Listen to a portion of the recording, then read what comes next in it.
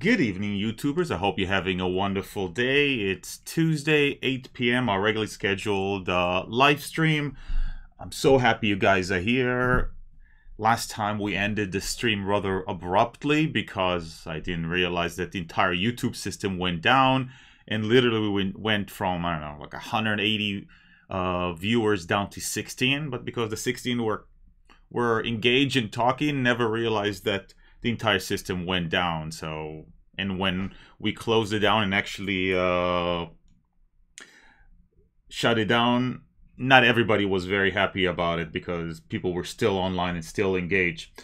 By the way, guys, when you go on, just let me know if everything works, if the audio is good, if the video is good. So we've had obviously problems in the past. I want to make sure everything is all set up.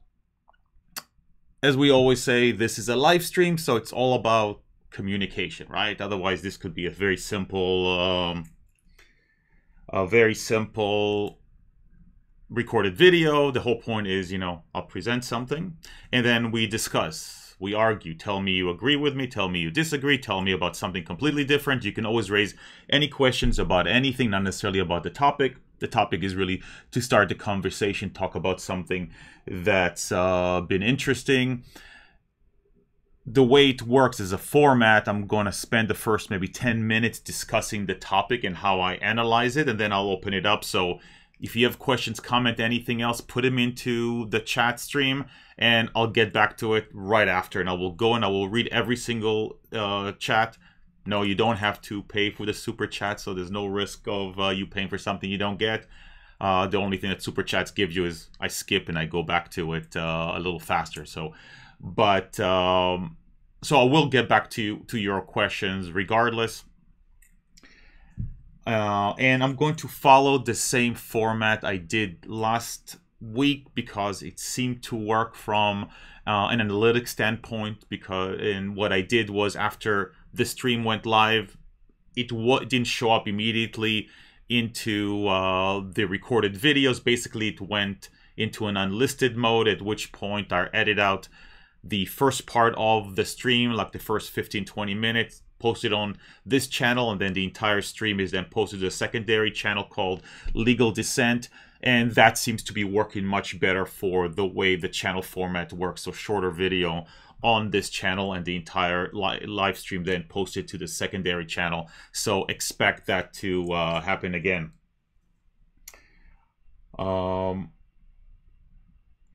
Let's just go see what you guys are saying before we start. Oh, before I forget, yes. Whatever you want to say, great. Just make sure to put an @YouTuberLaw before your comment, because I'm only going to read comments that have the @YouTuberLaw in front of it. You don't see it from your end, but when you put an @YouTuberLaw and really if you put an @ symbol, just start typing, you will see right away the channel name pop up above it and you can click on it. On my end, it comes out as an orange box, so it tells me you want me to read it. And if you don't put it in, my assumption is you're just making a comment for other people on the stream. It's not for me, so I'm going to skip it. So I don't intend to skip people, but if you don't put an @YouTuberLaw, I will skip you. Let's see what's going on here. Accolade of Torbj Jean, and I'm sure I don't know how to say Torbon, probably the J silent. I know this hasn't started yet, but if YouTube add this to the term of service, will that make it legal, or will there be a difference for people who have already accepted the terms of service before super chats? Okay, I mean that's kind of like touches on the end of what I'm going to speak about, but as a highlight of what the conclusion is, yes, you could change the terms of service to make it legal. It's kind of an interesting way how they would have to go about it to actually make it legal, and I can only explain by explaining everything else, so I can't give the complete answer right now. But yes, you could revise it to make the whole thing permissible, and it's not as if people who have been or using the service before the change are immune to those changes. Basically, it just means that if they were acting before they made the change, those actions would be impermissible, arguably you can be sued under. But since once they make the changes, it's binding on 100% of the people. any super chat that takes place after the change will be subject to new terms of service, regardless of whether or not you accept it, or you acknowledge it, or you do anything else. The way these terms of service are and the way courts have ruled on these terms of service, by virtue of you re-engaging in YouTube, just coming on the service, doing anything on YouTube, including just watching a video, effectively you've agreed to everything else. So once they make the change, it basically binds everybody to it. But they would have to make certain change, and I'm not sure if they would want to make that change. And I'll get back to that at the end. Good questions. Brian Gibson, just want to make sure you got my super chat on Tuesday when YouTube went down. I have no idea right now off of your personal. I would have to check to see, but my guess is that it probably happened. I mean, I probably received it, but I don't often know. Thank you, by the way. Zev67, congratulations on making an appearance in PewDiePie's video. That was pretty neat. A bunch of you sent me some remarks on Twitter. Otherwise, I didn't know about it. So that was really cool. Cons Clansthis, hello all. How you doing, Mr. Giggs? Hello, Lior. How goes it? Hope things are good with you. Things are excellent. Weather is beautiful. I don't mind the Florida weather, but now we're getting into fall and it's just incredible. A little windy, a little less humid. Con Clansith, I stayed to the end today. AV is good so far. Gorgeous, great. Link Nerd, can I hug you? I'm not sure exactly how, but there we go. Telos954X, this is a bit off topic, but do you know anything about the Creative Commons patent? Is it enough for bare basic protection of an IP? I don't know the Creative Commons patent. Obviously, I know all the different licenses that have been used, and I've read many of them and dealt with them and with clients and stuff, but I'm not really familiar with the creative patent portion of it. I'd have to check it out. Thank you.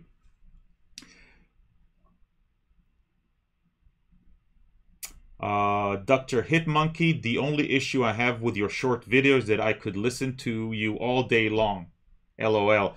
Thanks again for your work. Thank you so much. You can still do it off of Legal Descent. There will be, depending how long this video is, it'll be the full video. 15407 Black Canyon Trail. I'm assuming that's your address. Hi. Actually, I don't have a clue. That could be some interesting place too. Hi, I was looking at your Twitter feed and tweets you had with Rep from the party. Is there any update from you on that legal matter with Britain First? No, because I couldn't get... He couldn't provide me with the actual complaint, the actual lawsuit filed.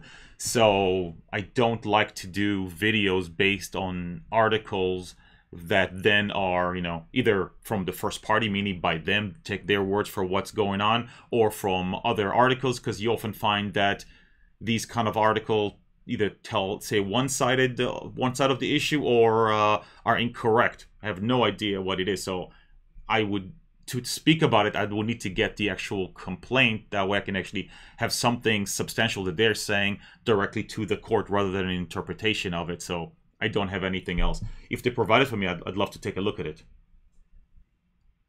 Unicorn Sprinkles, hi from Miami Beach. How you doing? Road Rash 90. I stayed up till 1 a.m. for this. I'm very interested in the topic and I really love your content. Thank you so much. I hope to keep you up. Red Risotto, your Triskelion is inside your shirt. Pop it. I've always have it. Like you always have it. Great. Big Yehuda, hope you're all well. I sent something interesting, not law related, about Star Control on Twitter. I'll have to watch the rerun. Godspeed. Thank you so much. I didn't see your tweet. I saw that you sent me something, and I'll take a look. I'll get back. I think we should just start the stream before we get into it. Put all your comments, all your questions, anything you want to hear. Let's just start the show here.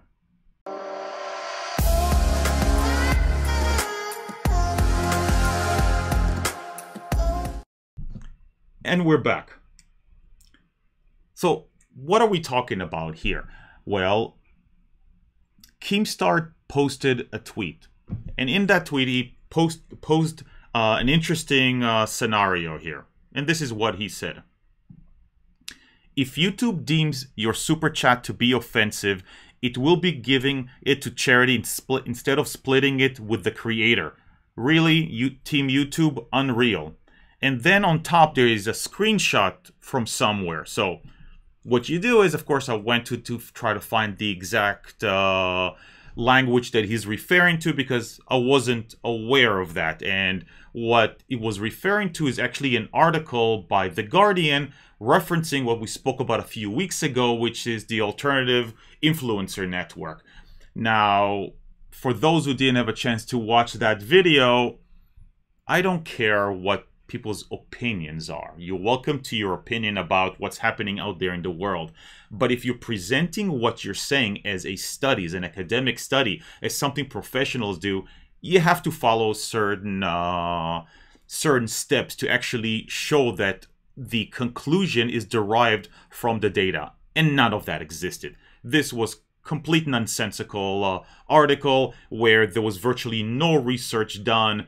She picked specific individuals and then imposed her conclusion on it without actually having the facts lead to the conclusion. I don't have to repeat it. I know many people have their opinion about that article, the alternative influencer network. The idea behind that entire article is that there is kind of like a loose network within YouTube that is composed of alt-right, libertarian, and some what would be called dark web intellectuals that give fodder to extremist view by inviting people onto their network. So whether or not through debates or through their live stream, allow people that otherwise would be outside of the mainstream extremism to actually gain some legitimacy. And as a result, the idea is, one of the conclusions, that they are able to monetize better their own channel. So somehow these loose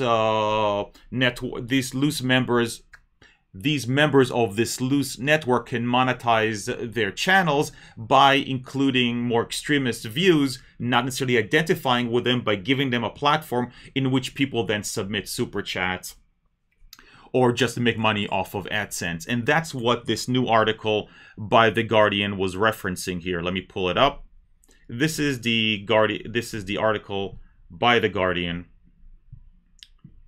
And much of it is the same nonsense. It's kind of funny that they actually treat it as if this is a legitimate article. But then there's a quote here, and this is what Keemstar actually copied and referenced. The company has tightened the rules for which channels have access to monetization features and deployed machine learning technology to identify hate speech in comment features, the spokesman added. That, if you can look at the paragraph above it, is a YouTube spokeswoman. If a user is caught sending abusive super chats, their revenue received will be donated to charity instead of being split between YouTube and the channel's creator.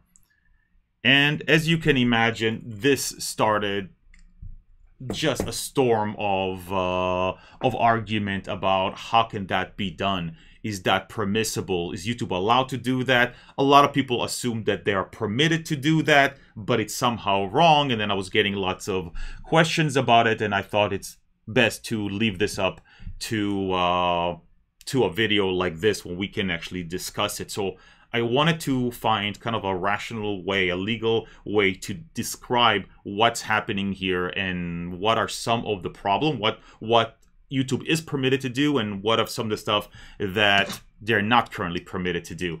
Again, at best, we can say that this was a statement made by somebody identified as a spokeswoman for YouTube, saying it to The Guardian, the reporter on The Guardian. Beyond that, we don't really know.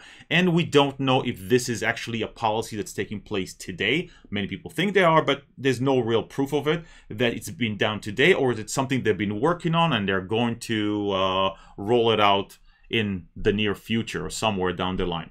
So when we're thinking about this, we've got a couple of different parties. Obviously, we've got YouTube, but more importantly, we've got two separate parties. We got the content creator, the one who is actually producing the content, the actual channel, the videos, the live stream, and we got the user, right? The user who's then submits the super chats here. Now, that user might be a content creator himself, right? That user might have his own channel, produce his own. But for our discussion, it's completely irrelevant. We can discuss that that particular scenario later on. But for all purposes, that user is just somebody who signed up to a YouTube account. Now, when you sign up to a YouTube account, you are agreeing to the terms of service and effectively the community guidelines. So let's pull up the terms of service here. And here we see it. One second here. Here.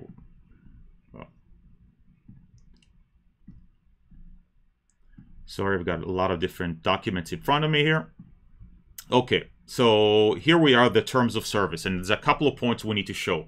First of all, under section 2, it says, these terms of service apply to all users of the service, including users who are also contributors of content on the service. So everybody is included as a user of the service. And then it says content includes the text, software, scripts, graphics, photos, some music videos, audiovisual, right? So basically everybody is actually a user, not only people that are the content creators, but also people that are contributing pure text to the service.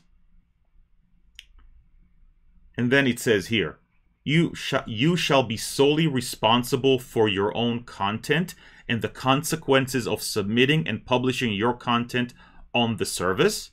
And let's look at one more item here. And then it says, you further agree that you will not submit to the service any content or other material that is contrary to YouTube's community guidelines. And last, YouTube will terminate a user's access to the service if, under appropriate circumstances, the user is determined to be a repeat infringer here. So what do we draw from this? Somebody who's purely a user, right? Not a content creator. A user is covered by the terms of service because submitting text alone then make him subject to everything that is prohibited here. He is required to abide by the community guidelines.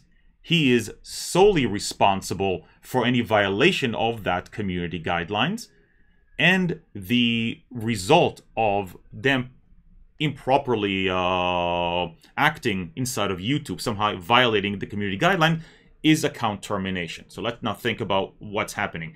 If I'm a user and I'm paying out for a super chat, am I the issue here? The question is, what am I buying? If I'm a user, am I buying here a donation to the channel, or am I buying an actual product that is effectively paid back to me the minute I pay for it?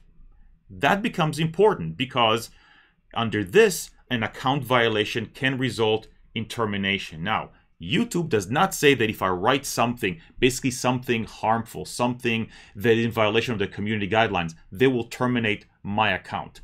That they can do. Right now, under the terms of service, if I actually write something that is inappropriate, they can terminate my account. And there'd be really no argument here, but they're doing something else.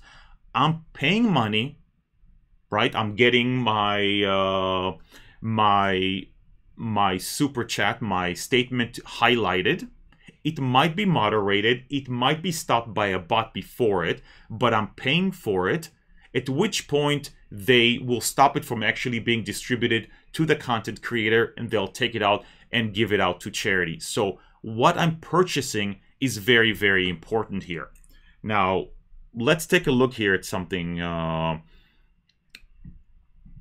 that we see here. So it talks about purchasing a super chat here, right? And this is a document drafted by YouTube for the buyers of super chat. And it says, super chat is a new way for fans and creators to interact during live chats. Fans can purchase super chats to highlight their messages within chat. And then it shows here, example saying your super chat is highlighted with color and your super chat stays pinned in the ticker for a set period of time.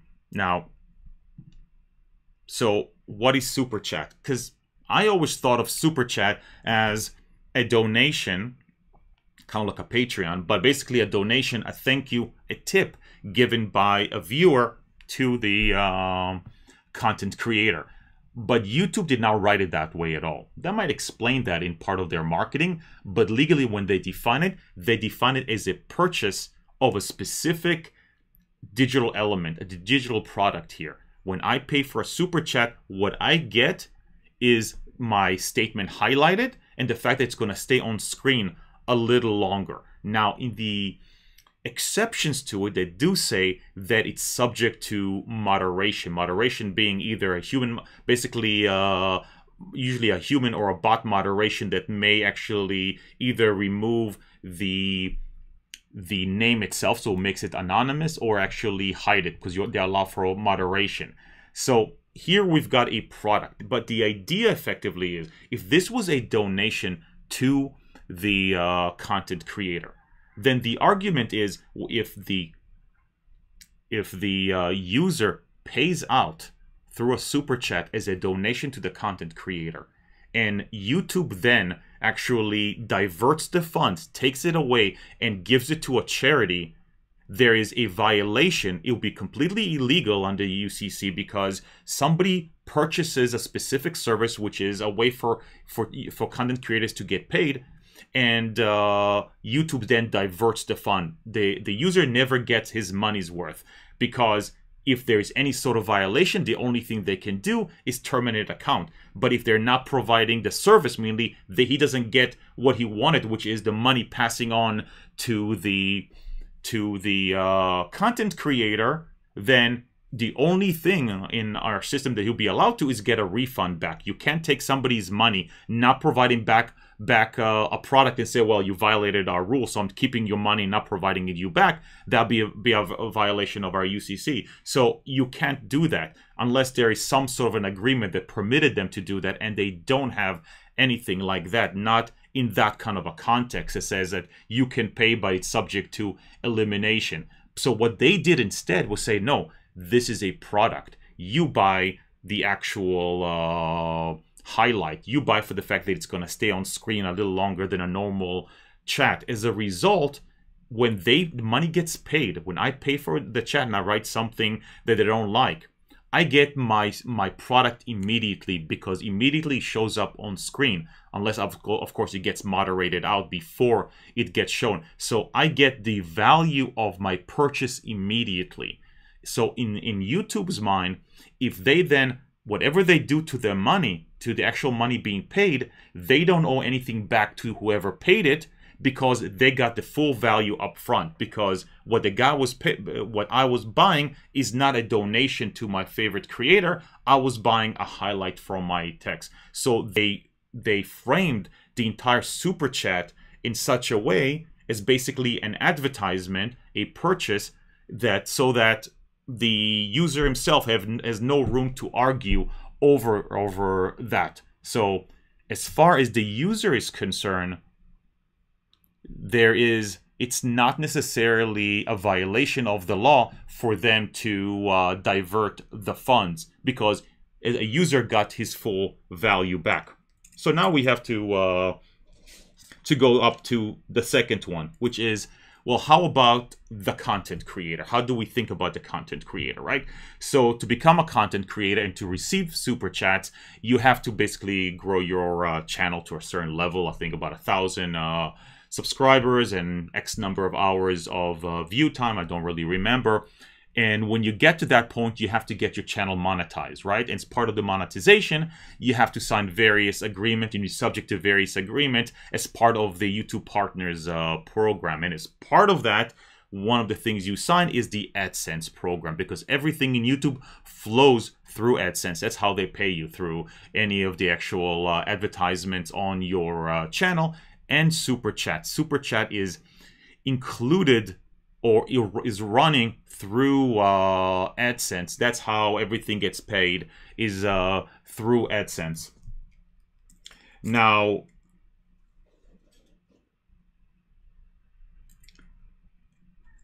one of the things you see when you pull up the AdSense here, and let's just take a look quickly at the AdSense here. It says, thank you for interest in our search and advertisement here. It says, we have the right to refuse or limit your access to services. Google may refuse to provide the services to any property, and don't misuse our services. Basically saying here that, and I've read the entire thing and everything else, but when you are monetizing your channel and then eventually ask for Super Chat, enable that as well, just like in the user who is subject to the terms of service, everything that happens flows out of your own actions. So anything you do that violates any one of the many rules that YouTube posts can actually then result in the termination of your monetization, or frankly of a monetization of some subsection. So you can have the video demonetized, you can have your channel demonetized, you can have your whole channel terminated, you can lose all monetization and lose your AdSense account.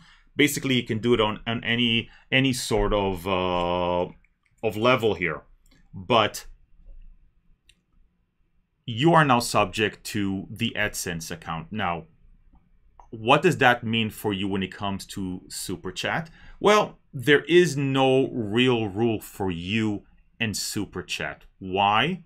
Because you don't control it. Nothing the moderator does controls it except for moderation. But the way moderation is written here, you are not under any obligation to moderate, whether or not you directly or through some automated, meaning you can actually, there's a components within feature within the live stream that allows me to put, I mean, I'm not allowing certain words, I'm not allowing certain people. I can set up kind of like, or help YouTube to catch it through a bot. You can also ask the bot to do it on their own, but there is no requirement. It's not something that you have to enable, or you don't have to actually sign individual people, other people, because I can actually appoint other people to moderate. It's a feature that you can have. You can moderate their Super Chats, but there is absolutely no obligation here. So you have a contract that says that based on your actions, you may lose monetization, but there is no action that there's nothing that's required of you within the Super Chat. Now, they describe in the AdSense many sort of penalties, right? Many things that can result in you getting paid or not getting paid. None of the examples they give about why you might not getting paid is appropriate here. The kind of stuff that you will not get paid for is if you start clicking on your own advertisements, right? So you sign in through, let's say, a different account, and you start watching your own videos and start racking up the AdSense revenue. They can actually obviously decline to provide you with any of the funds, or in the event that they don't get paid, right? If they somehow don't get paid, if the advertiser fails to pay them, you know, his credit card bounces, they can't charge him, they don't have to pass it on to you. It's all about them getting money. But they mention time and again that you get paid if they get paid. If there's something that prevents them from getting paid, then because you're basically sharing the ad revenue. But the only obligation, short of you acting inappropriately, like clicking your own advertisement, basically is a guaranteed payment to you. So what you have here is a situation where under the terms of these agreements between the user, YouTube, and the content creator, that the user purchases a product. The product is actually paid for and provided back to the user, and revenue is received by YouTube. That yet YouTube, even though it's obligated under its terms of service to actually, under the AdSense terms of service, to pay, because if it receives, it must then remit the percentage to you, 70% of the revenue to you. It then chooses to actually divert the 100% of that Super Chat, not just their portion, 100% of the Super Chat to a charity. And that's a violation of their own terms of service. Nothing enables them to actually not provide content creators with the funds once they are in receipt of it. If they decided, however, you know what, what we're going to do is use automated bots to actually capture it and then refund it back to people. So we're going to try to block harassing messages before they show up, or only allow it to be showed up really quickly or something like that, or use advanced AI to make sure that before the message is actually read on screen, it can be removed, something like that. Or if it's moderated out by the content creator, then again, they would then be able to provide a revenue back to the original user if they did not keep the money but give it back to the user through automation or after the fact. Then it's true, they wouldn't have to give any money to the content creator. But as long as they decide to keep the money and on their own decide that it belongs to a charity, and don't kid yourself, they're getting all the benefit. I'm sure that they're getting the tax benefit of a charitable donation here because they choose to divert it to the charity here. So whether or not they're keeping 30% of the revenue or they decide to divert it, it's all in their favor. But there is, under the current agreement, there's no way for them to do that. They're in complete violation of their agreement with the content creator by actually diverting those funds. So the question then becomes, okay, if they can't do it, how would they fix something like that? Well, they would have to create a strange situation with an exception to Super Chat that somehow works differently. Well, again, first of all, the inclusion of Super Chat within AdSense makes very little sense, because if you actually get into all the documentation for AdSense, it really doesn't discuss something like Super Chat. You have to define Super Chat as an advertisement revenue somehow in order for it to fall under AdSense, and that's really kind of a hard sell. It seems to be that it's more of a sell of a product, a feature, an added capability, not necessarily an advertisement that makes its way.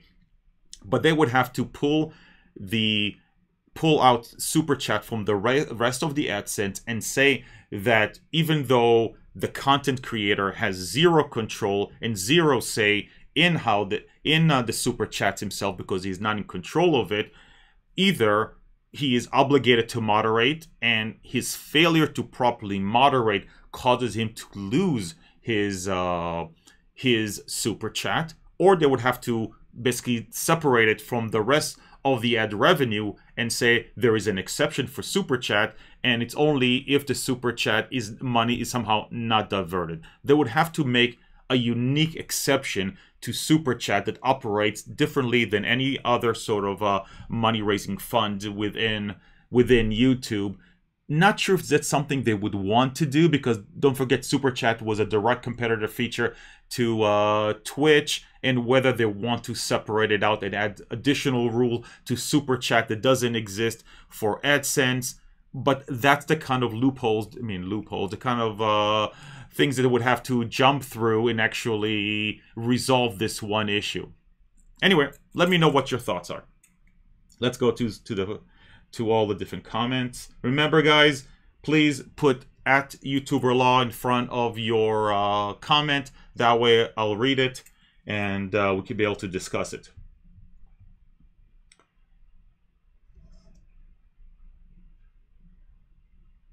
Luis E. Torres Brigoni. Hello from Puerto Rico. How you doing? Been there. Beautiful. Zach Brown. Like this. Did it work? I don't know what we're saying here, but I like it because you like it. Dr. Hit Monkey. The only issue I have with your short... Oh, that's already read that, and I read that. Oh, there were some in the middle here. So 1 second here, my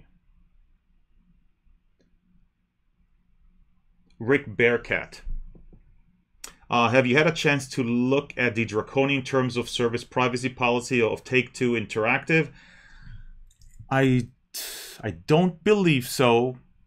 Send me a DM if it's something that is specific in it that raises concern, and I'll take a look. I don't think I've discussed it before. GitGub. Hey Leora, I wanted to ask about the BetterHelp and that guy who was paid, a paid actor. Was him making a video review on the website as a review legal since he was paid for a review, not an ad? I don't know of the individual you're asking for. I mean, a lot of people were paid to make reviews, and the difference between pay to make an ad versus pay to make a review under the law, at least the way the FTC is that if you pay somebody for an ad, it's obvious to everybody that it's a pure ad, and we don't give it any sort of credibility. The idea is, and I was watching a documentary some time ago, the idea that everything changed back in the 60s. We lost faith in advertisement as a way of distributing messages to us because we recognize that that it's one-sided and they're only giving you what they want to give you. So when you see a famous actor actually sponsoring something, actually doing an ad, you're not giving it any sort of credibility. It's just something that kind of streams into your mind. It basically builds a brand, but you don't give it credibility. A review is different in that we are supposed to be trusting the individual giving it to us because they have some expertise, either because they have specialized knowledge or experience in it. That really is the difference, and the law recognizes it. And that's why they're saying that a lot of time advertisement don't require anything else, while reviews require disclaimers. And that's where you get into the differences of whether or not somebody's is doing a review, at which point there is often more than a simple disclaimer being required. We just talked about a lot of different disclaimers that might be required in that prior video.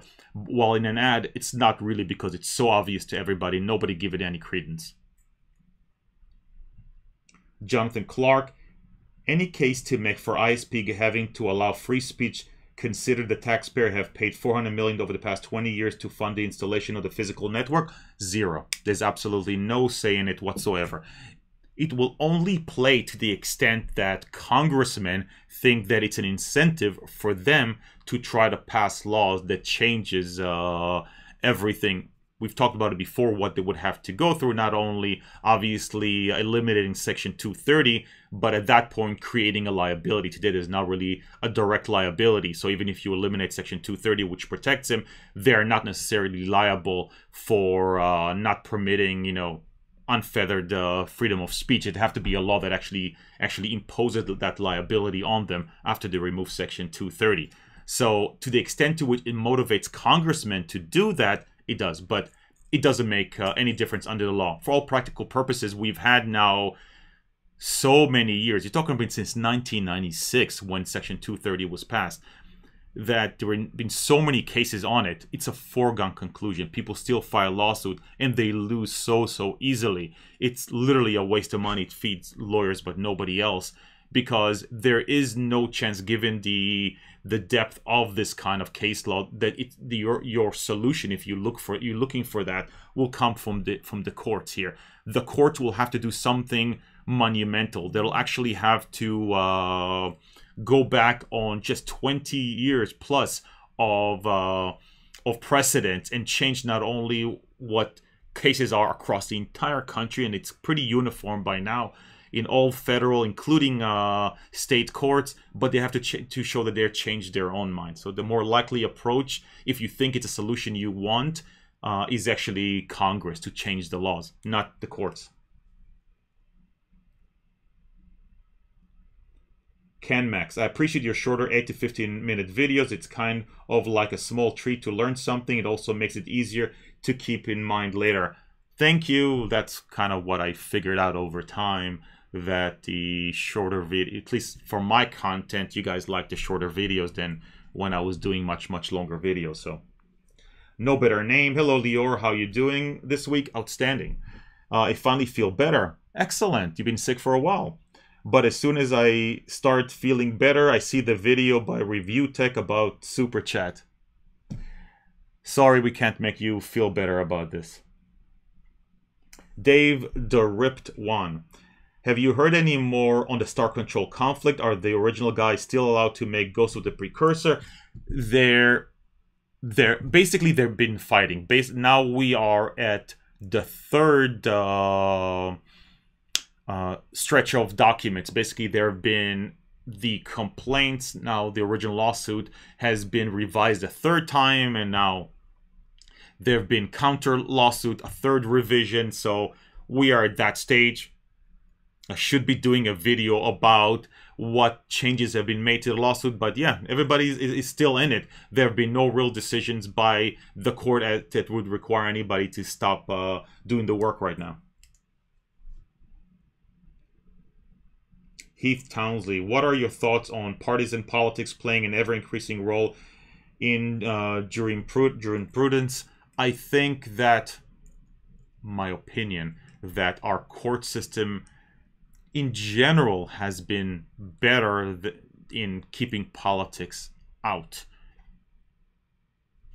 A lot of people don't agree. They believe that every judge is biased in favor of his own political position. I do not disagree that, you know, when a judge hears something, he brings his entire history to it, and if something that he is opposed on moral ground or political, that plays into it.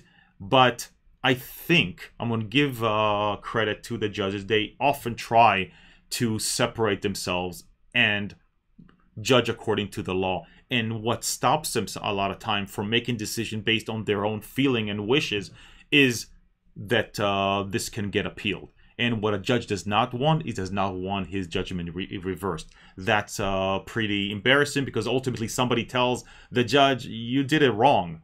So it's not something from a career-wise that you want. And I think that keeps it in check, because a good portion of substantial lawsuits do get appealed and reviewed back. So I think in all the system works. I think there are definitely bad decisions, and I can't tell you it's politics, but I give you an example, I think, of a bad decision where a judge intuitively felt that he knew the answer but couldn't figure a way to get it.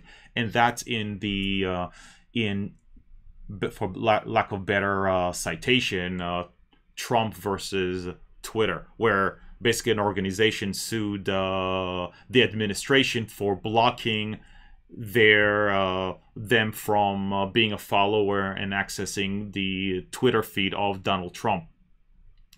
And when we went through this, and we talked about it before, I don't have to add to it, when you read through it, the logic by which he explained how he built up to the result of saying that this is impermissible is lacking. You can have an opinion that this doesn't sound right. When I hear it, I'm saying, you know what?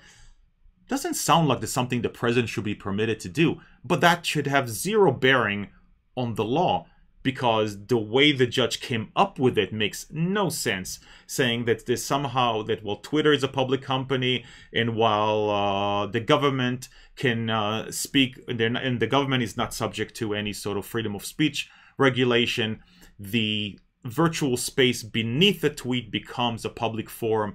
To come up with that kind of an idea, I think, is lacks any sort of precedent. He came up with something that makes no sense.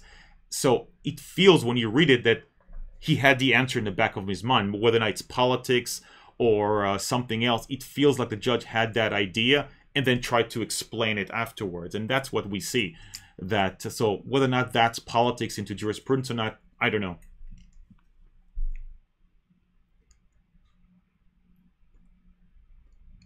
Tomato bread orgasm. Oh, incredible. Can you think of a similar situation? Have there been a legal test for an organization taking money for one purpose and applying to another under a prior agreement with donated? I haven't looked into it, so I can't tell you, but if I have an agreement with you to take your money for a specific purpose and I divert it without your permission, if it's so narrowly defined, then I'm in violation, and the only thing I can do is give you back your money. We see that play out in Patreon or in other Kickstarter sometime, when people are raising money for a specific project rather than for everyday support. And the question is whether or not it's legal. Now, the platform in those cases design what they're saying in such a way that you're giving money, and you're not really, and the people are not, the people that are raising the money are not obligated to give you back. But then it comes down to what they say on their page, whether or not they're saying, you know, you are buying a product, or you're helping us, and if we are successful, then we'll give you a product, something like that. So the words matter. So usually in the modern parlance, when we're looking at Patreon, we're looking at Kickstarter and stuff, that won't apply. They can actually a lot of time raise money for a specific purpose and then not give you anything because the way they worded the entire fundraising event. But this is different, and they're getting a way around it by telling you that you're not using super chats to actually give money to your content creator. You're only doing it to purchase highlights on the stream, and as a result, once you actually get it, which can be for a span of a second, you're not entitled to anything else. So even if the money does not make it, you effectively as the user don't have a claim against them because you got the full value of what you paid for. The big fight is with a content creator that is then getting punished without permission, because the argument is the minute the revenue hits YouTube's account and they haven't refunded back, they're obligated to give it to the content creator. They can't divert it. Rekov, last stream got cut off right before you got to my question. What do you have to do to legally use music like you do at the start of your video? Credit, short example, creative comment. None of that. You have to purchase a service that provides you with license-free music. Basically, let me see who I use. I don't have any. I'm not an affiliate or anything of there, so I'm not making money off of them. Epidemic Sound, and I got to it, I think, by watching Peter McKinnon, and I believe he's affiliate, and he recommended, and he's using it. So it's a service I paid for a long time, something like $10 a month. It's specific for YouTube creators, though. If you can negotiate, they will allow you to use it in other platforms like Facebook, and I've done that to try to expand the license in the pack, so I can use it on Facebook, Instagram, and stuff like that. So that's what you do. You pay a monthly fee, and all the stuff that they provide is free. At that point, you don't have to do anything. People make the mistake that thinking there's a way around it. You know, if you give credit, that's okay. Giving credit means zero, has no legal bearing whatsoever. If you do a short period, a short segment of it, it's okay. No, you'll be taken down by YouTube as quickly as it actually recognizes that you're using a piece of music out of their library. Basically, all the music companies are uploading their music to the library, and YouTube runs it against all audibles out of your video. They catch it quickly. Either they're going to take away your monetization or they're going to give you a strike. So none of that. The only way to do it is to either get music out of YouTube's own free library, where they're giving you for absolutely free, license free, you can use it, or pay somebody to use their music. Like I said, you know, there's a service that provides you some sort of monthly fee, all the music you want. Cons Clan Steph, what do you think about the idea that in order to fight climate change, we need more pirates? I'm speechless. Michael Hawk, could you speak about the potential disclosure required for YouTubers who are endorsing other YouTubers? Think of Jake Paul pays Shane Dawson to make docu-series on him. Thanks. So, in that scenario, the argument would, from a legal perspective, would be that there is no disclosure requirement. Let's say that, in fact, there was a payment, right? That Jake Paul paid Shane Dawson to actually do the docudrama on him, and they don't disclose it. The argument is from the Federal Trade Commission, which is really our legal standard bearer right now when it comes to it. States have their say too, but it's really at the federal level, the FTC, where we get most of these kind of pseudo-ethic legal standards by which YouTubers have to live. It's only when it's connected to a product. Merely if I, as a viewer, end up purchasing something, and me subscribing to Jake Paul's stream is not going to be it, even though Jake potentially then makes money off of my views because of either I'm on Red or I'm watching advertisements. But unless the lack of disclosure is going to make me transact in a way that takes money out of my pocket, the disclosure from a legal perspective is not required. You see it in larger media where that disclosure comes into the play because of ethical standards. So, you know, ethical standards of reporters who may have to disclose relationship because they are telling you a piece of news and they have to disclose that they got paid for it, so it's not real. But that's more of a professional ethical standards that YouTubers don't have because they're not subject to any sort of association, and it hasn't been long enough where people, the viewers, are holding them up to standards. So beside you holding up viewers to a certain ethical standards that they may or may not want to abide by, the law is not there to actually impose any sort of legal standards under the scenario you're proposing. Jake Jokers, hi from Colorado. How you doing? Corbin Bush, misappropriation of funds.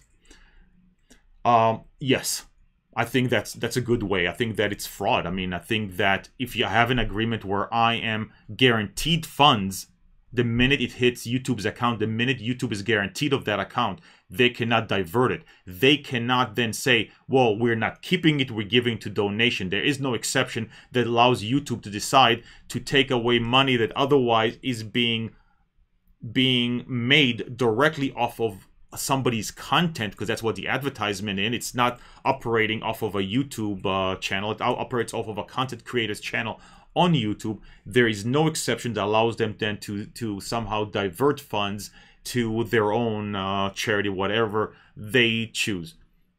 They could create a system, obviously, that allows, you know, YouTubers to voluntarily donate it. I think the right thing for YouTube to do is say, look, if this happens, first, we might suspend the YouTuber account. The person who's actually putting this text, they're permitted to do that if that's what they want. If they want to stop something, certain kind of statement, punish the person who wrote it. Or if you feel that it's inappropriate to keep funds that somehow are connected to inappropriate messaging, then donate your 30%.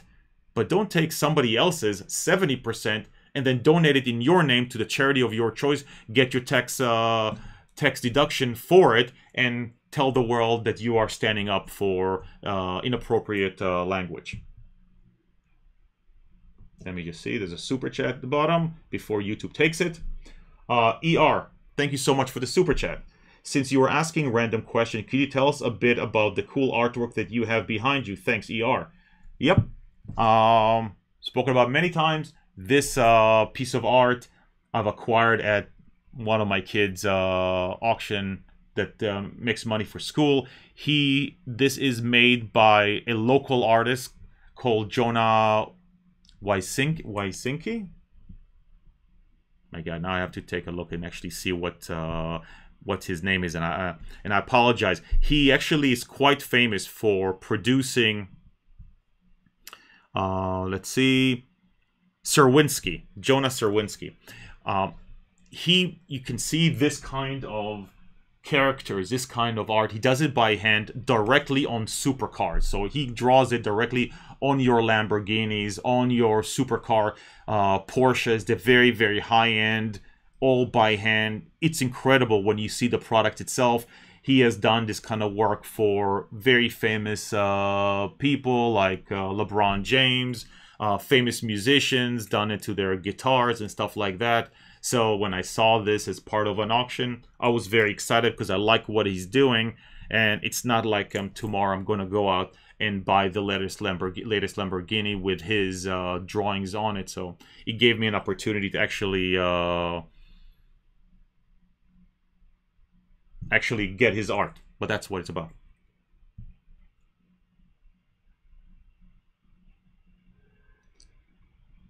Let me see what's going on here. Let me get back to it.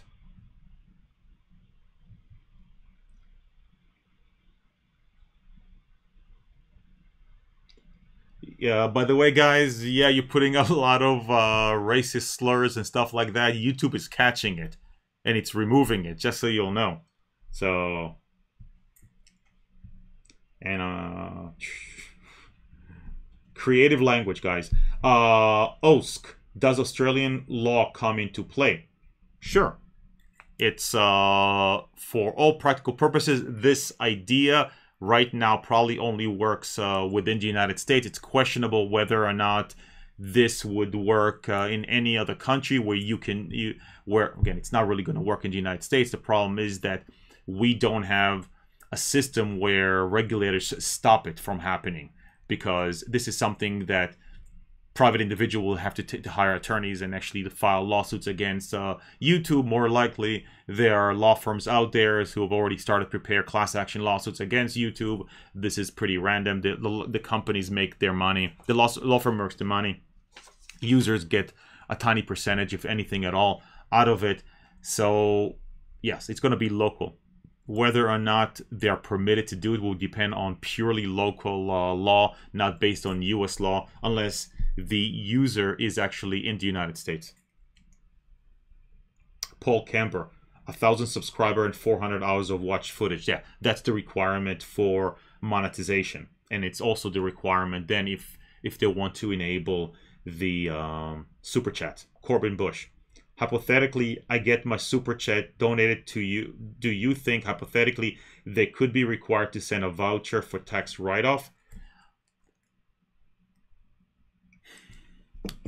That's interesting here, because the answer is no, because what they're doing is they're not telling you that you're getting a tax write-off, right?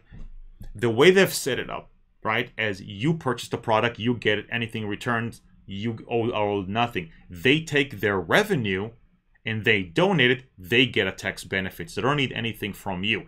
If it was the other way around, if there were a vehicle through which you would then donate to charity, arguably they would have to provide you with some documentation, so you would actually get a tax deduction. But that's not how they're doing it. For that matter, they don't even consider what you're doing as donation to the content creator, which, while it would not have been a tax deduction because most content creators are not tax deductible organizations, nonetheless, even that's not considered a donation. It's a pure purchase of a product, and that's why you're going to get nothing. They actually not only are getting the benefit of the revenue, but then they use it as a tax deduction, which normally their revenue would only be 30%, but now they're getting a tax deduction for 100% of what you gave because you included some sort of offensive language in it, and the content creator gets nothing. It's a brilliant move. They need to fix their terms of service so they can screw everybody in a much more legal way. But effectively, it's a brilliant way for them to take 100% of deduction on something earned off of the content creator's own content.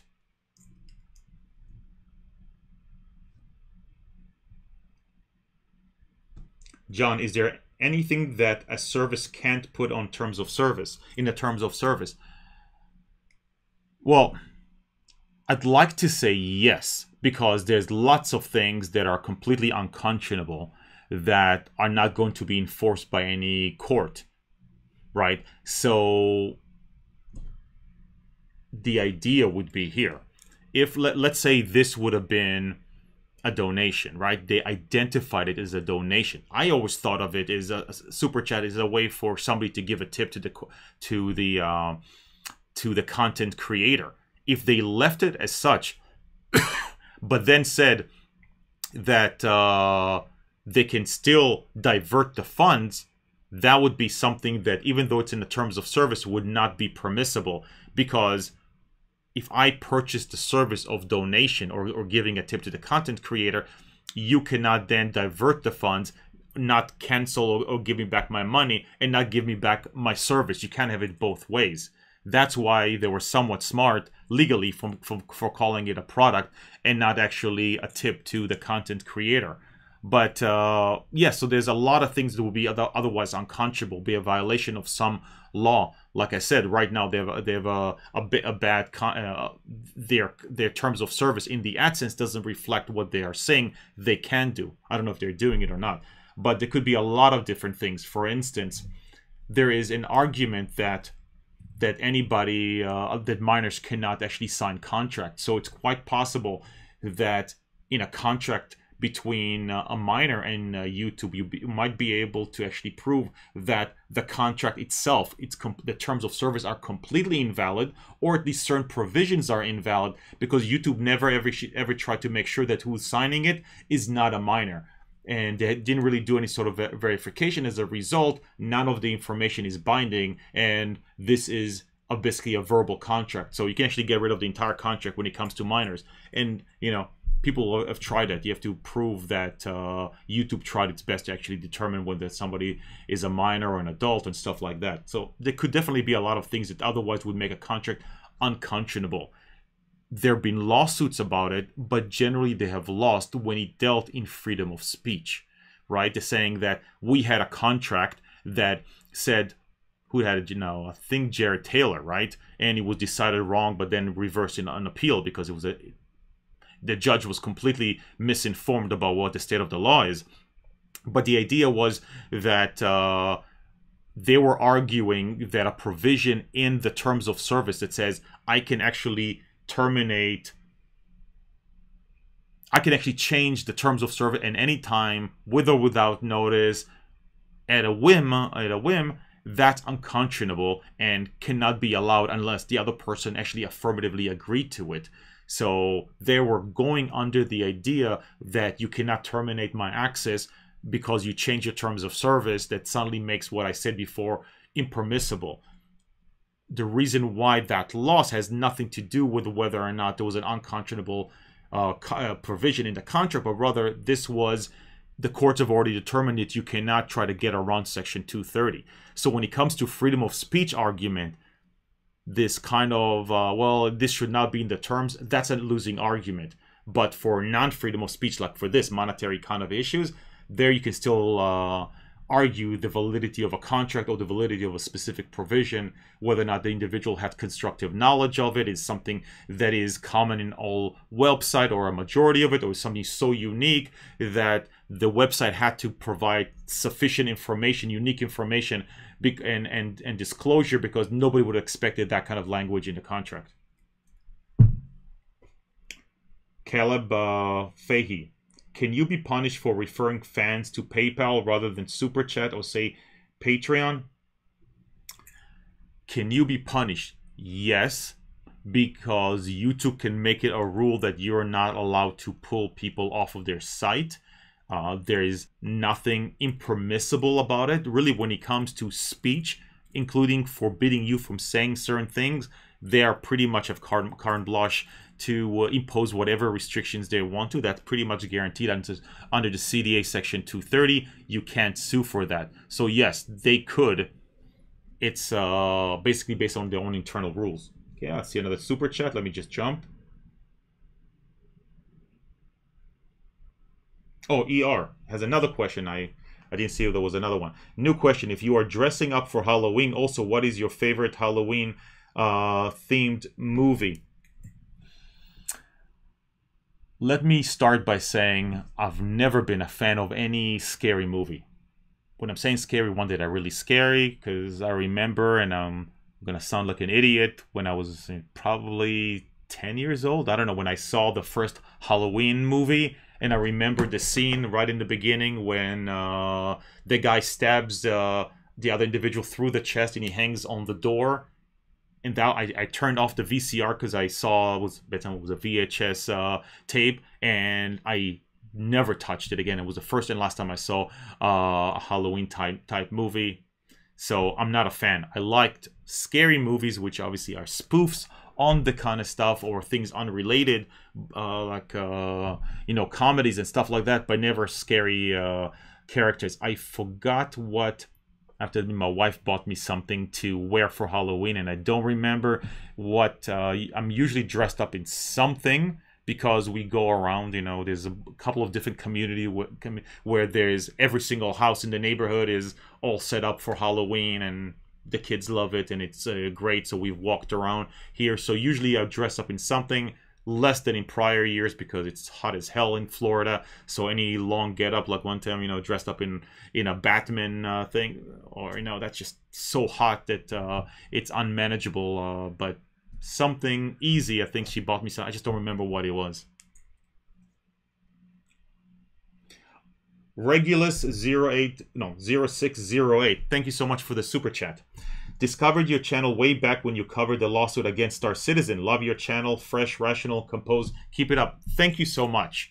One of my favorite topic has been Star Citizen. I have a bunch of stuff. I probably need to bring it up next week about it. I can tell you no other topic has been as resulted in such vocal opposition to everything I say. You know, yes, I probably get 80% that support what I say and 20% completely against. But if you read some of the comment in the Star Citizen, the negative one, they're the single most colorful comments of any video. I'm thinking about whether to mention what those comments are about right now, but I'm pretty much guaranteed of demonetization of this video as a result here. Okay, let's see. July Jeter. Super chat button says, show your support for name, not something like get your comment highlighted. Super chat could denigrate a YouTuber, so one would think means monetarily. Hey, let me check what you're saying here. Actually, I can't check what you're saying because oh, yes I can. If you guys would allow me here. 1 second. Let me see if I can try to get into my own video here and see what you guys are seeing here and see how Super Chat actually works. Oh, it says sign into chat, which I can't. But that's... Let me see if I can do that. Fine. I apologize for doing this live, but I want to see what you're saying because that's actually... Oh my god. Because if that's correct, what you are saying here, I can't do it because I can't. I don't have an account where it asks for a lot of information here, like text me the code and stuff like that. So if that's what you guys are seeing, if you guys are actually seeing...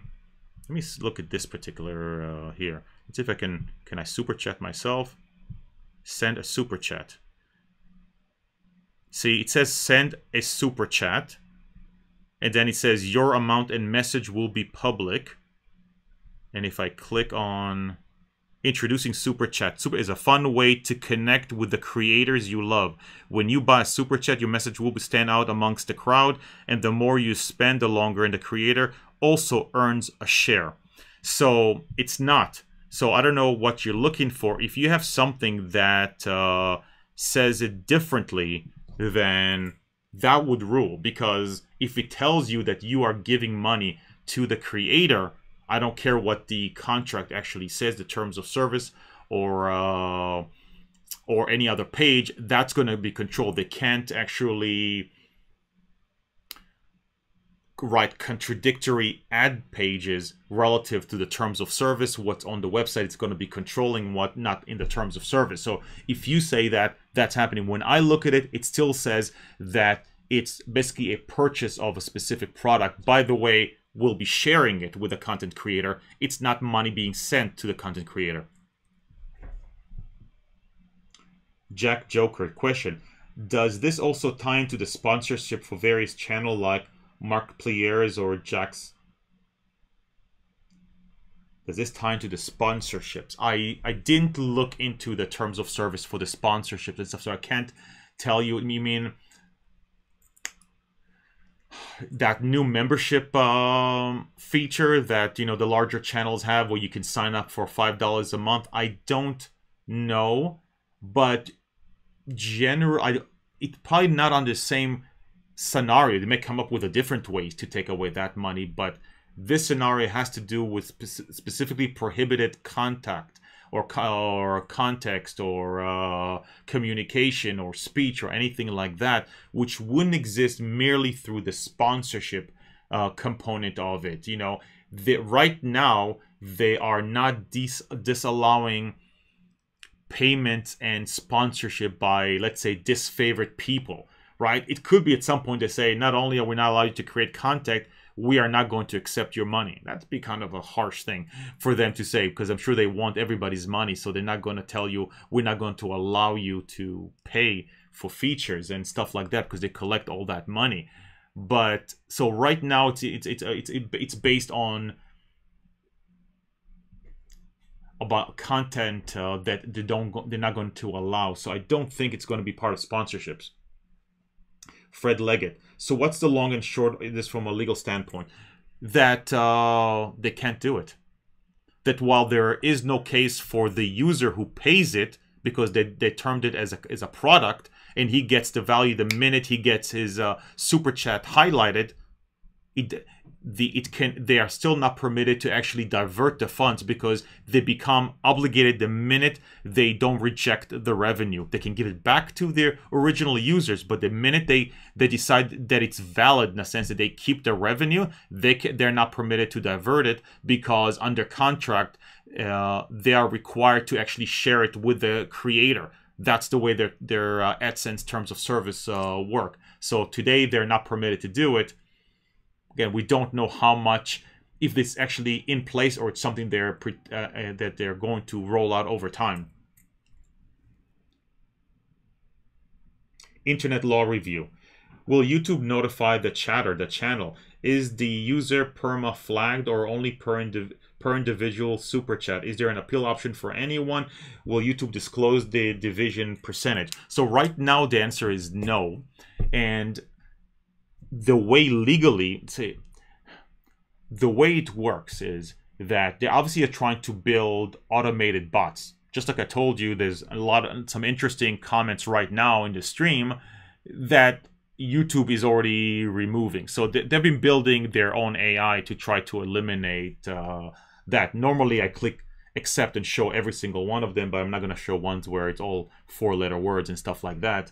I don't need to. I'm not gonna play that game. So lost my train of thoughts here. So they're building AI, but what happens a lot of times here is that their AI is not catching it.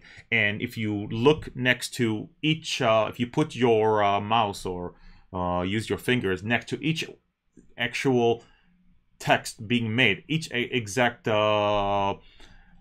textual content and statement made, there are 3 dots. If you click on it, allows you to report that specific comment.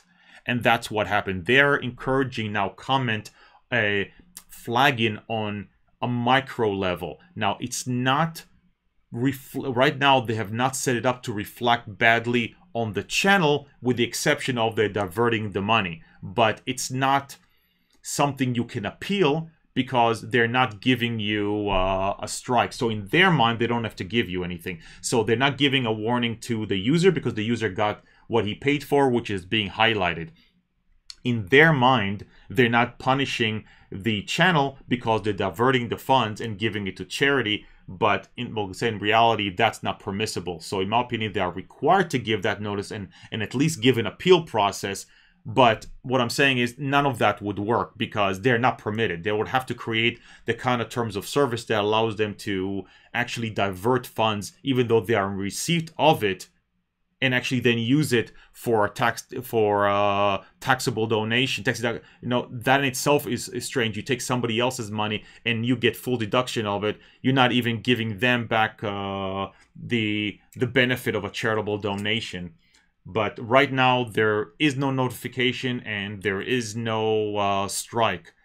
So nobody's getting notified, and the only one who benefits technically, well, the individual who gave the money technically benefited to the extent to which he got his message highlighted and something was spoken. And YouTube benefits a great deal, because rather than receive 30% of the revenue, they get 100% of the tax deduction, which even at the 50% of, again, well, we don't know what the tax rate is of Google here, but even if Google pays minimal, is actually more substantial than the revenue made. So Google makes a great deal of money, looks good to the charity, looks good to the public, because it tells people that they're fighting against harassment and offensive language.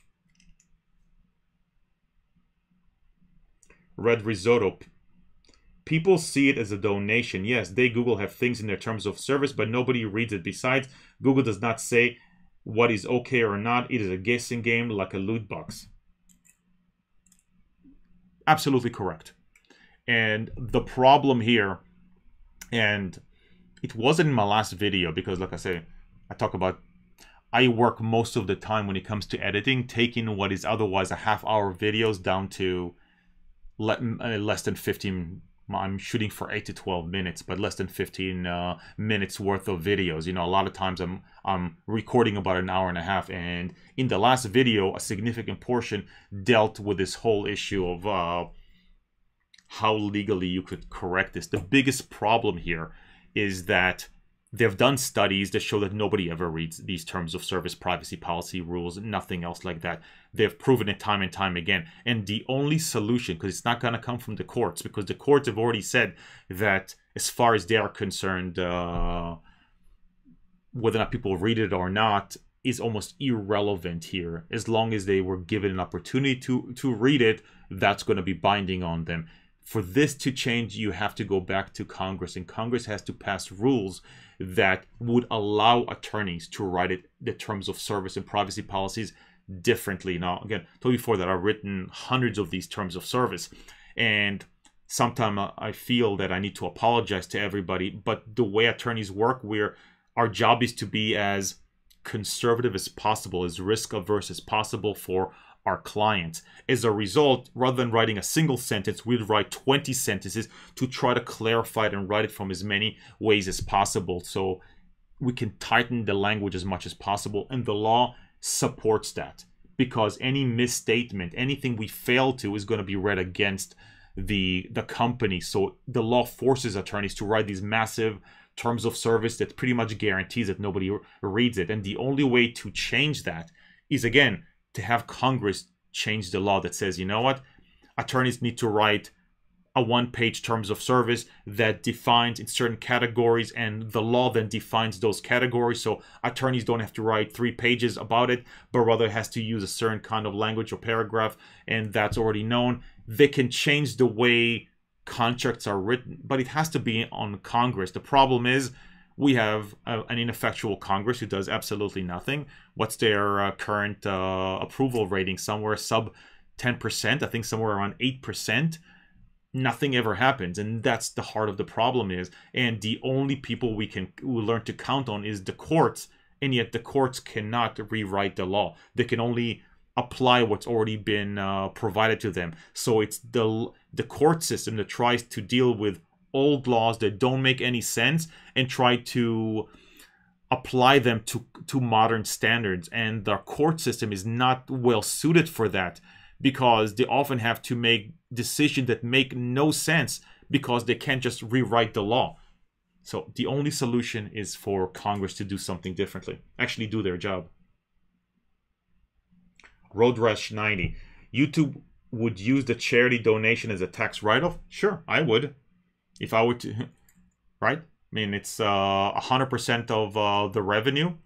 I could take 30%. I could take 30% of the revenue. Let's just say they pay 20% minimal tax return, tax liability. I think that's what Apple says it pays, somewhere around 20%. But really, really low, right? You and I pay more than 20%. But let's say they pay 20%. If they make a 30% of the revenue, but they pay 20% off that, their net on they keep, you know, 24% of the original money paid is actually being kept as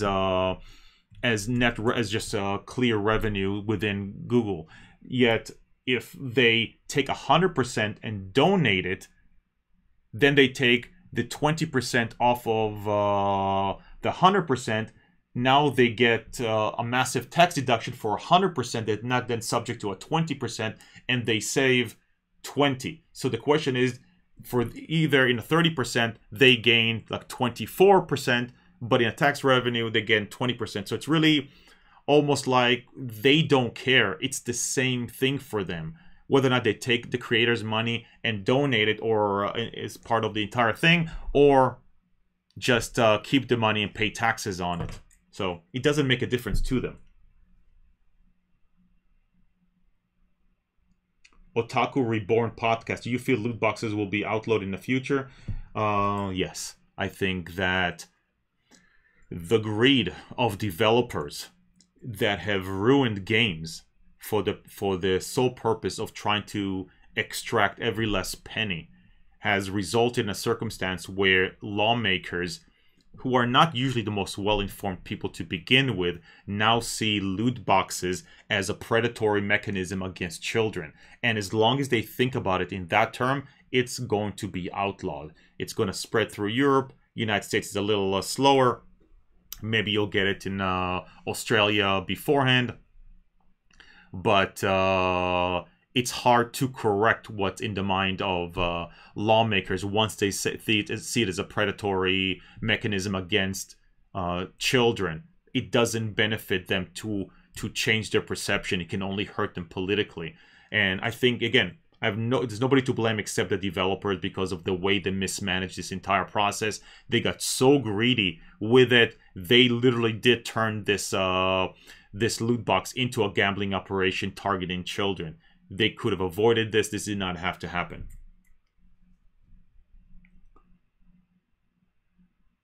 Cons Clan Sith.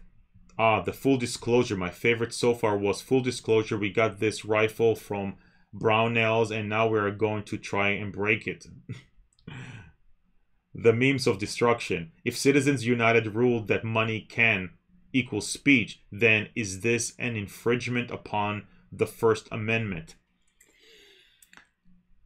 Oh my God, that's a fascinating idea. I mean, yes, money donated. The problem being that before it was government rules that placed prohibitions against donations of money at that point toward the argument was, can you use, let's say, corporate money raised for general purposes to creating, let's say, a movie that can also act as a marketing piece during election time, right? In this case, we're talking about a movie made about Hillary Clinton, right? And whether or not, but it was a restriction by the government. Remember, it cannot be an infringement on free speech because, one, they're telling you it's not a donation. It's only the purchase of a product. And second, because YouTube is not the government. And YouTube can infringe on your right of free speech because the law says that it's allowed to express its own speech. So if you are giving money through Super Chat toward, let's say, a political movement or somebody building political advertisements or doing a political movie, YouTube can actually the pure diversion of funds is permitted as a question of free speech. It may not be permitted under like what we just talked about, under contractual, unless it's properly done. But if properly done within the terms of service and they change everything, they can do it. So if you want to give money for political favor, I wouldn't do it through Super Chat. I would have done it through another mechanism that allows for that kind of fundraising. Real Raven 2000. Have you heard about Canada's plan to tax internet usage over 15 gigs a month? Does the state own the well, not in the United States. Look, can the government say that we tax luxury product? Can we tax internet traffic? I mean, ultimately the answer is yes. I mean, if the United States government wanted to tax our usage of the internet, they can. The question is, why in the world would any state want to do that? If you understand that ultimately what we want to spread is more usage of the internet. Yeah, there's maybe some usage that can be unhealthy to people, and sometimes the state acts as kind of a nanny state and try to tell us what is good and bad for us. But for all practical purposes, innovation is driven through internet access. Knowledge and education is driven through internet access. In the future, that will be our schools. And the idea that the state wants to tax it is foolhardy, is a way for them to get money. But the damage will be that they are going to actually reduce internet traffic, and I don't think that's beneficial to society at large. They might think about it, well, we're stopping the streaming of music or streaming of really more movies, but in fact what it's also going to stop is the streaming of educational content that gets streamed to you, whether or not it's political or educational or instructional. There's a lot of valuable content that you can learn through online services. So I think if that's what they're doing, it's completely short-sighted. Tomato bread orgasm. Did I skip something here? Oh, yeah. What did I skip? Oh, here it is. Tim Wolf. Hey, I'm 305 like you. Hey, today I rode my bike from the Falls to Cutler Ridge and back. That's a long trip. I saw exactly O'Gillum signs, even though I saw 200 other. Is this the same for you on the on the beach? Absolutely. His signs are just about everywhere. I probably see his signs for governor more than any other one. I can't recall any other one beside him. So he's definitely got a lot of reach. Tomato bread orgasm. Thanks, Lior. Gotta go cook dinner. Have fun. You have inspired me to never go into law. I thought my English syntax courses were bad, but damn, man. Elvis Hojak, did you see Boston Legal Series? Thoughts? One of my absolute favorite series. Brilliant. Loved it. James Spader, right? It completely, I mean, that was one of the big losses. I absolutely loved it. Never missed a show. That was great. Lumar Lee, the distribution of SuperChats funds are subject to artificial intelligence based on fuzzy logic, passing as pure logic. I completely agree. They're trying to, more and more, all acts on YouTube is going to be by AI. I mean, according to them, I don't know how truthful it is, 70% of all flagging on the entire system is done through their AI, not by individuals actually flagging comments and videos and anything else, but rather through their AI. And artificial intelligence, its minimum is very, very basic, because it searches for words and searches for combinations of words, whether or not, you know, and that's what we're going to have to live by, because ultimately they are permitted to do that. There's no doubt that they are permitted to block speech based on AI, whether or not ultimately we want it or it's useful, or, you know, do we have an opportunity to appeal it or not? Does the system learn over time? Can we comment and provide information into the system so it gets better? I mean, that's all valid questions, but yep, it's all going to be simple algorithms, which is just mathematical formulas. Basic search for words, really. Mr. Gig, there are YouTube channels now like no copyright sound, which allow you to use the music free with just a mention in the description. Absolutely, that's basically a license free. If somebody says I'm producing it, if you just provide this particular link, it's good. I get emails too saying, you know, if you use our music, you can do it for free with a link. So absolutely, yes. I have generally not used it. I've done some in the past, but generally I just feel more comfortable going with that, because I've had clients where, and basically YouTubers contact me saying, you know, I have permission from this artist for years, and now they're threatening to sue me, saying that it's not what they wrote. And so I'm sometimes hesitant to accept the offer of free music, because I don't know, I'm not sure that it's their music to give. I don't have any assurance of that. And I don't know if some point down the line, they're going to give it to somebody to manage, and they will not know that this was given to me and with permission. So I have grown over time to be uncomfortable using those kind of free one, and said, you know what? I'm going to pull the trigger and just pay, you know, $10, $12 a month to have access to the unlimited, because something like the service I was using was pretty good. So I used to use it. I'm no longer comfortable with it. I just saw YouTubers getting burned by it. Fred Leggett, what if Patreon decided to redirect donations to charities of their choice if the patron is deemed to be a hate speaker? Would that be legal?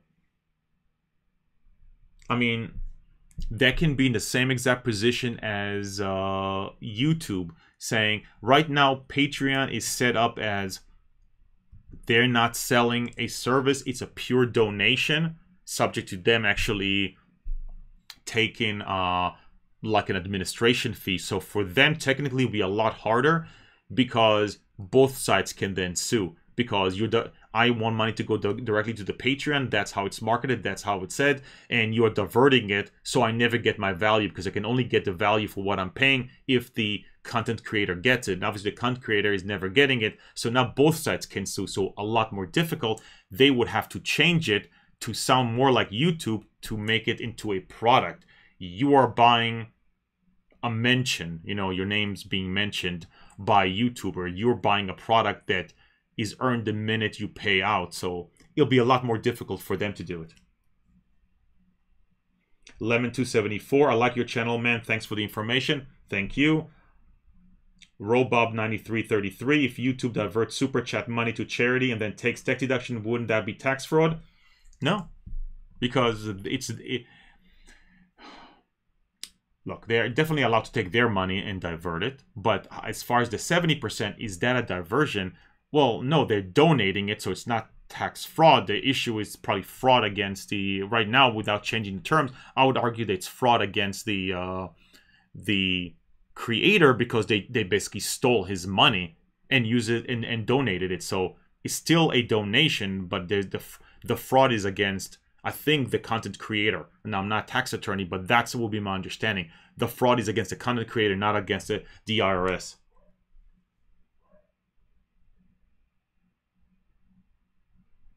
Steve Connor, funny things actually happened while watching YouTuber Law. Ironic. What happened? That we lost, chat money? I don't know. I mean, it happens all the time that the AI catches offensive language. That has always been the case. But that falls under the moderation which I'm permitted to release, right? Or I can leave it up to the AI to do it. Or I can remove the entire AI. I'm permitted not to have an AI, no moderation at all. So it's an option on my part. It's never an obligation on my part.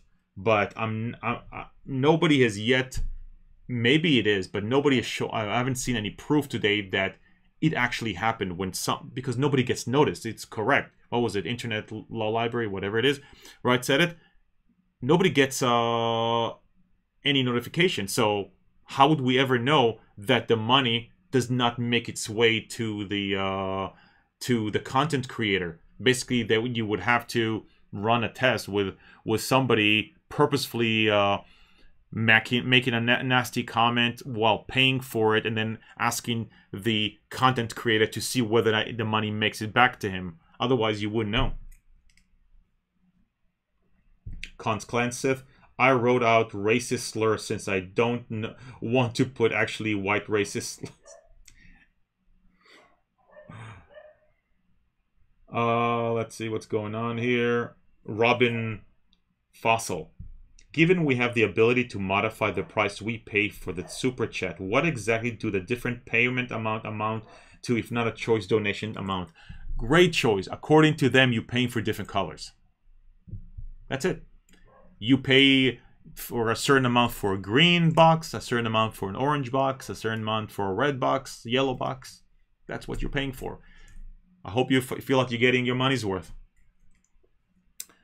Again, it's all done for legal reason, obviously. It's done so that you think of it as a product, so they can get out of it and actually take away the money and not give it to the content creator. That's why they're doing it, because it makes no sense otherwise.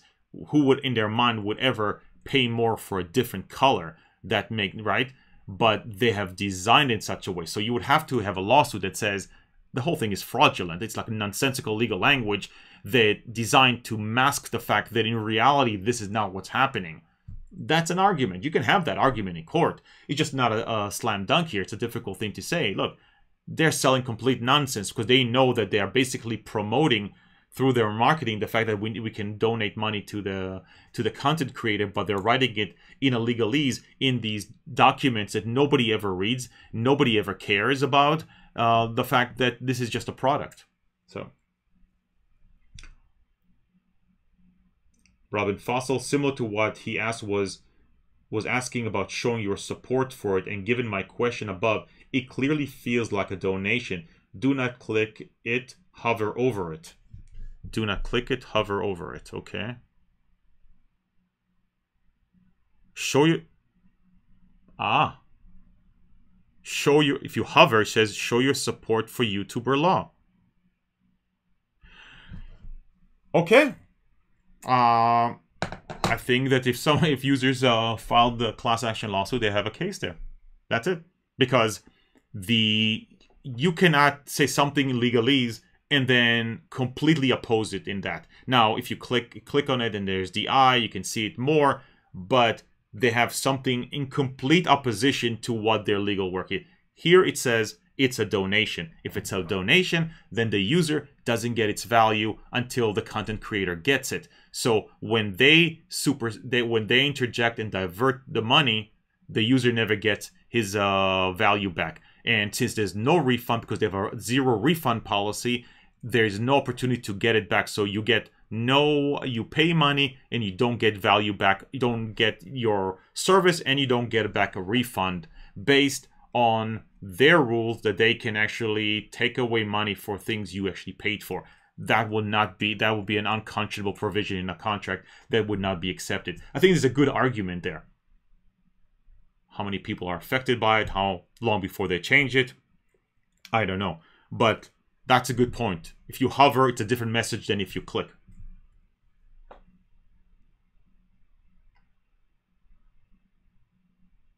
Oh, Bucks 5654. Same thing. On the hovering on the dollar, it says show your support. Mr. Gig, if you hover over the dollar, it says show your support. Robin Fossil, I tweeted a screenshot. Kisama001, show your support. You all got it way before I did. Robin Fossil, this occurs when your mouse pointer is hovering over the dollar. Kisma001, yes, when you hover the mouse over the super chat button, it says show your support. Red Risotto, what people have pointed out above in the chat, show your support, is completely contradicted to buying a service. Everybody's correct about it. Yep. I didn't see that at all. I apologize. Bug 5654, would it be legal if YouTube sent an email notification afterward that allowed the person to take back the funds within 30 days? That's an interesting question here. The issue is that if they fix what you just showed me, that the hovering does it, and they keep it as a product, and yet divert the funds, the argument is shouldn't be a refund because you got full value. If it's a donation, on the other hand, to the content creator, and they don't want it, the argument is that the only option is to give it back, to refund it back. I wouldn't do a 30 days, I would do it immediately because they stop it saying, we don't want your money, keep it. Something like that. I would argue that would be legal. I wouldn't like it because the content creator may have, let's say, read that statement online or did something to generate value. But at that point, YouTube is not in control of the funds. And so the argument is they're not required to share it. So yes, a refund if they allowed it, but their refund policy is 0 refunds. I think there's a super chat. Greg Wolf, thank you so much for the super chat. Buying a green box from Google because I incidentally happen to like the content you create on YouTube. There's no connection though. So you didn't want to purchase the green box, right? That's not the reason why you did it. But YouTube, thank you so much. The thing makes no sense because I never in my mind thought that this was a product. I understood it all along because they were competing with Twitch, that this was actually a donation, a tip to the creators. That's the way it was marketed. But you would have to gather the statement of what you're hovering over it and also gather all the marketing material that show that this is the way they wanted people to think of it. And then to show it in contradiction to the terms of service to show that they can't really, market in one way and then provide terms of service that say something completely contradictory. Nigel Road, ignoring that they cannot take the money. If they did donate money once destined for a channel from a super chat, would they have to notice the amount and the reason for withholding? We talk about not under their logic. Because if it's the way they think of it, which is it's just a product, so I can take it away from the user, they don't have to give him a notice because he got valued the minute he got the green box around his chat. And in their mind, since they're donating it, they're not holding on to the money, they don't have to give it to the content creator. It's false because they're controlling the funds. It's not as if they're returning it; they're actually controlling it and diverting it. So that's a false statement. Where was it? Sorry. So in their mind, they don't have to give notice. But even if you realize that in fact what they're doing is impermissible, notice doesn't get it out of them out of trouble. If they gave notice to the content creator, there is no opportunity for them to actually do it. They would have to change their terms of service to actually do a penalty against a content creator for something he didn't do. They would have to make that kind of a terms of service to punish the content creator, which seems ridiculous, but that's what they would have to do. At which point, notification would be appropriate. And an appeal. Lumar link. Okay. I think everything is good. I'm having problem here with YouTube here, but I think we're all good here, right? Let me just check before, because I want to make sure that on the computer. No, I think we're good here. Now we're good here. Okay, sorry. YouTube kind of hiccuped. Robinhood took money from one set of people and gave it to another. Is directing super chat funds engage in the same behavior? No, because the argument with Robinhood is twofold. First of all, he took from the rich and gave to the poor. In this case, he took it from the content creator and giving it to charity. If in this case, YouTube being the richest of them all is not Robinhood. It donating its own money would be the more appropriate, so it doesn't work that way. And the reason why in that kind of a fiction world, Robinhood may not be considered a criminal is it because the entire society, the way it was structured and supporting the king, was criminal in how they gained their funds. So he took money that was unrightfully gained by the rich and redistributed it to the people from which it was stolen. This is not the case here. In this case, they're taking it from people that for whom money is given for their content and redistributing it. So I wouldn't give them any credit by calling them Robinhood. Robin Fossil, is there any recourse for Kickstarters that don't complete the offers for funds? It seems common in videos here, and we rarely see any positive outcome from it. What can be done? Very, very little, because 99.9% of these Kickstarters are smart enough not to use language that say that you are not guaranteed anything. You are supporting our endeavors, but you're not guaranteed. These are, in the event that we succeed, we promise to give you something. So you're not buying a product, but rather you might get some reward for supporting us. So the answer is no. And when you give money to Kickstarters, you have to understand that it's purely a gift to support a project. You are not pre-buying it. You cannot look at the rewards and consider it to be a pre-purchase, because they can go bankrupt and give you absolutely nothing. You are not a creditor. You are not entitled to anything like that because you just donated money to the company. So no, you can't do anything about it.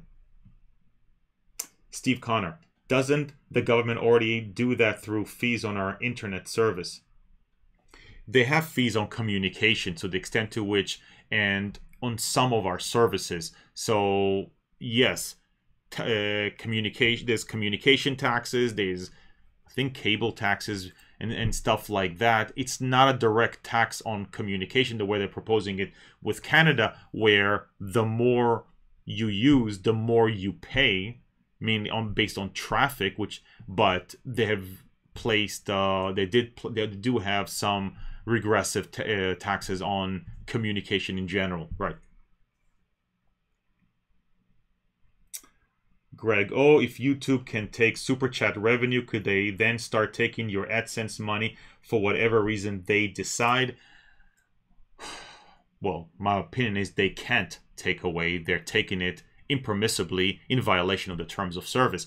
Right now, the only way that they're permitted to take your money is if they determined that any of the money was earned impermissibly, which is, let's say you clicked on your own advertisements, or you were running videos through some sort of anonymous browser and it was generating revenue, so they say that's improper, so they don't want their client, the advertisers, to pay for it.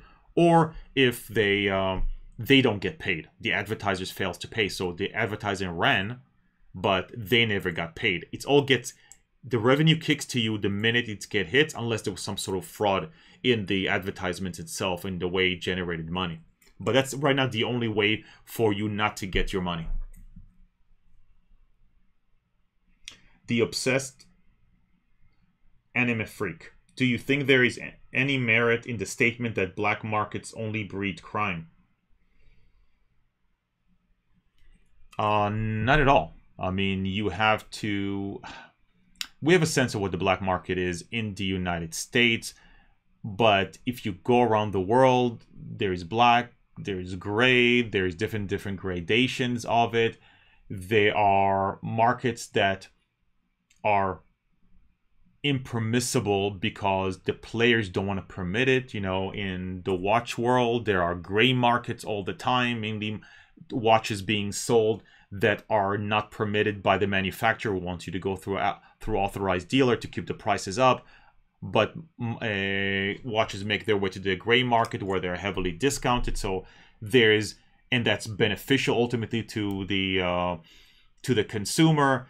And even black market, where you are talking about impermissible things that sell, I think that no, I think that there are things that are illegal by law that were made illegal for political reason, and the subversion of those laws does not generate somewhat of an immoral crime, or doesn't breed crime around the nation. It facilitates activity that is basically mistakenly controlled. And I'll give you an example. I know I'm being kind of sketchy. I have to think of examples of it. Throughout most of its history, for instance, Israel was a very weak economy. Just was basically a socialist economy that couldn't produce anything, and only starting in like the 1980s and really into the 1990s did it really free up its own economy, and the economy flourished, a purely capitalistic kind. So for much of its history, its currency was worth nothing. Think about Argentina, Brazil, much of Latin America. The currency was worthless. And so in order to try to control how bad its currency was doing, the country then passed laws that forbade you from actually converting your, at that point it was, I think it was a shekel, with even a lira before that, to let's say dollars, unless you did it through a bank at specific rates. And that made no sense, because the Israeli currency actually was worth very little. And so gray and black markets developed in order for people to get money converted and actually be able to operate businesses and send money to people and buy and sell goods. And so it was needed. The politics stopped it. The gray market and black market did not generate crime. It enabled the economy to grow. Eventually this was thrown out because capitalism is the only viable alternative here, and socialism is just a failed system that doesn't really work. It's theoretically, people like it, but it doesn't work. But that's what we see in different gradation. We see the illegalization of marijuana was a political action. It was not based on any studies. They did it for a specific reason, because the politics targeted a specific group that was perceived as using it, and there was a political decision, even though the plant itself was I won't say it was harmless, but it was far better than alcohol and many other drugs, and yet they classified it in such a way that made it sound like it's damn cocaine. So there are a lot of political reasons. It doesn't necessarily generate always crime. Sometimes it does crime if it's profitable enough. It may drive criminal organizations into it, but not necessarily. Sometimes it's just it corrects a mistake done by the government. Red Risotto. The EU is the ultimate nanny state, but you have to give them one thing. They do tend to put their boot on the neck of their citizens as hard as they do on Silicon Valley tech. I don't disagree with you. They do certain things that make zero sense. This whole concept of taxing links and stuff like that, and the revision to their copyright makes absolutely no sense. It hurts their citizens in favor of traditional media. So they're trying to boost revenues for newspapers and magazines, even though they're a dinosaur, and that's not where the where innovation is, and they're hurting their own people. On the other hand, you're right. They are the first on the forefront of trying to stop loot boxes. They're on the forefront of trying to take to tasks tech companies who violate individuals' privacy rights. The United States is not doing anything except calling people in front of Congress and asking them questions. Zero laws will ever be passed. So they're a mixture of some good and some bad.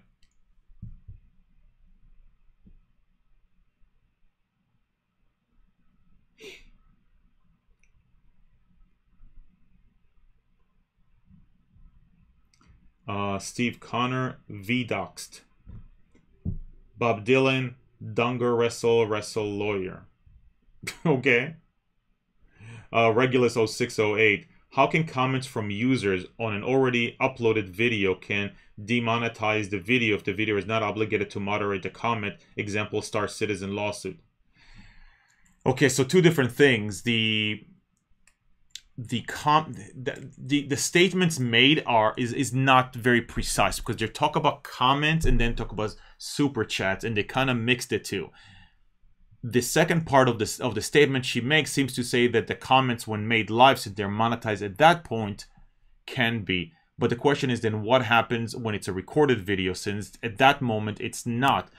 My guess is, and I don't know, that if anything escapes the automated AI, but later on through a flagging mechanism, the comments get flagged, they can actually take a credit for the amount that they gave. So you think you got the money, but they'll take a credit because they do have that ability in their AdSense to actually charge you for things that otherwise they didn't get. In the sense of, you know, they gave you the money, but later on the check bounced. It's not going to happen with a check, but the credit card company demanded the money back or something like that. They can actually not technically take your money, but then you use a credit against future revenues to do that. Sorry, that's I believe Arabic, and I don't know how to read it. Steinheck blah, blah, blah, blah, 666 wants to make a right-wing version of MasterCard down to PayPal. Is it legal for a right-wing only bias system like the left has, or is it racist?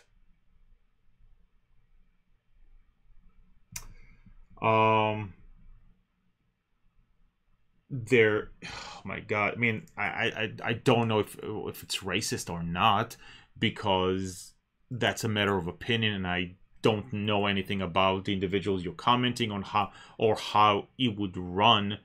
The idea that you can create a payment system that would be inclusive of people that otherwise get booted out for political speech is not in itself a racist endeavor. You can build a competitor to PayPal that would be more inclusive.